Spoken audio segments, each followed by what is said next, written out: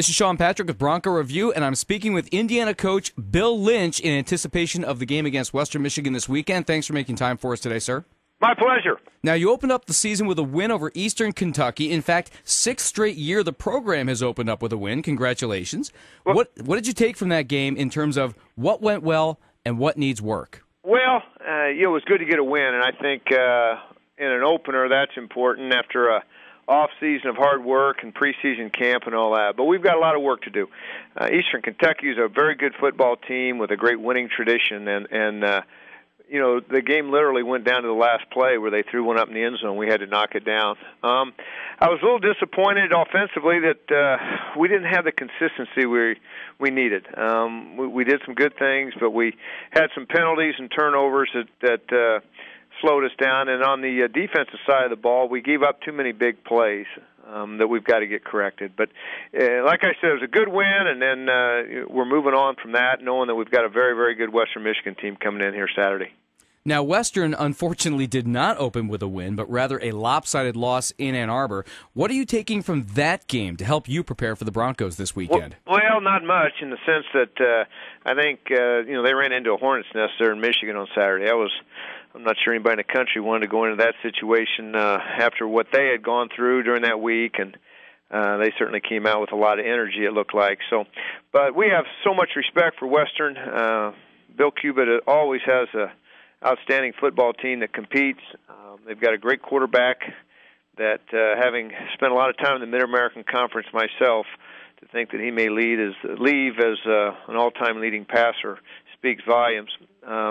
Big, strong offensive line, and I think a defense that runs very, very well. So I know what they've done the last few years, and certainly the expectations for this season. So we know we're going to get a very good football team on Saturday. Well, speaking of the quarterback position, Indiana quarterback Ben Chappell had a big game last week, 27 of 36 for a career-high 326 yards and a score. How would you compare his style with that of WMU quarterback Tim Hiller? Well, I'd say they're similar in the sense that they're both big, strong guys.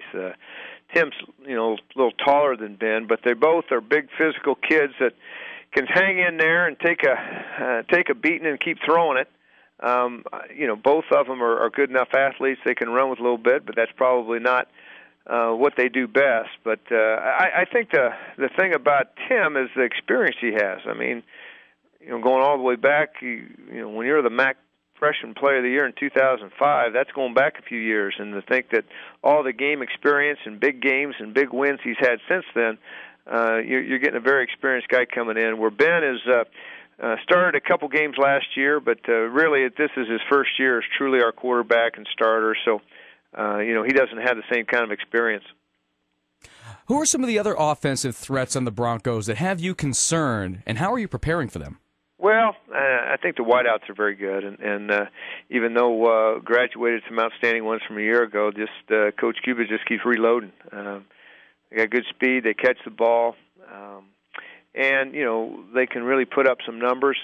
Good pass receiving tight end, and we know that that's a big part of the pass offense as well. So I think the back's got good speed. So I just we've only seen one game this year, but just knowing the kind of offenses that Western's had the last couple of years, we know we got our hands full. Now, Western's defense has some difficulty with the Wolverines. What are you taking from that game tape? What weaknesses do you see that perhaps you can exploit for the Hoosiers? Well, really, I think as the game went on, they settled in and played them pretty well. It was that initial onslaught. Sometimes that happens. In coaching, we've all been in those games where somebody comes out and kind of, hits you quick, and then if you can't sustain something early offensively, you turn the ball back over to them, and then they can run up some points in a hurry. And so I don't really, I think I give more credit to Michigan on that particular Saturday. But I think as the game went on, I thought the Western's defense really settled in and then played them pretty tough. Now, you mentioned Coach Bill Cubitt earlier. How would you say that Bill Cubitt's style compares with other coaches that the Hoosiers will face this year? Well, his teams are always very, very competitive and play hard, and they've done a great job recruiting and developing kids. But obviously, offensively, they're very difficult to defend in the sense that they throw the ball extremely well and they use all their receivers and formation you and put a stress on your defense, but they also run the ball well too. So they've got good balance, and so it's a real challenge, to play against his teams offensively. But I've been impressed with their defense as well, and they're very, very sound. And like I said, I think they run very well on defense, and it's a similar structure to what our defense plays. So I think both offenses will be playing against at least defensive structures that they've seen during preseason camp. Do you anticipate a high-scoring game? I've given up on trying to figure that out. I hope it's not high-scoring. I hope we have a chance to, play defense well, but we got to be prepared for any type of game. I certainly think it's going to be a four-quarter game. But anytime I think it's going to be high scoring, it ends up being one of those 14-10 games or vice versa. So, but I do think it's going to be an excellent football game against two teams that are going to be hungry to get a win on Saturday. Now, you'll be playing Western Michigan in the newly renovated Memorial Stadium. In fact, Indiana just drew its largest crowd for a home opener since 1997, over 36,000 strong. How important is it for the Hoosiers to get that kind of support at home?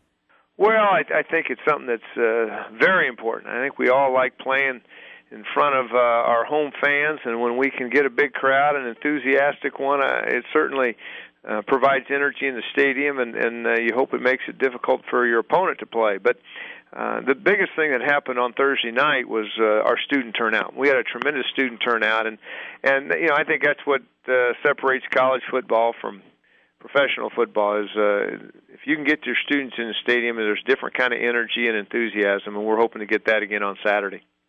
Western Michigan beat Illinois last year and has compiled wins over Wisconsin and Iowa in the past. In what ways do you feel that the MAC has become more competitive with the Big Ten in recent years?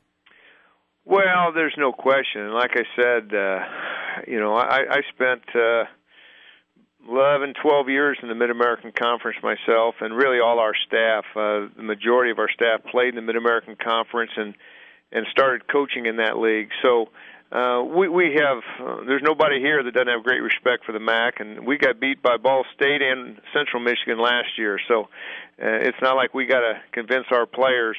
They know, and we've also had two very competitive games against Western over the last 3 years. So, I think sometimes people don't realize that you don't have to be from a BCS conference anymore to be very, very good, and I think there were games all across the country last weekend that showed that. Bill Lynch, the head coach for Indiana Hoosier football, hosting the Western Michigan Broncos this weekend. Thanks very much for your time, sir, and good luck. Thank you very much. For Bronco Review, I'm Sean Patrick.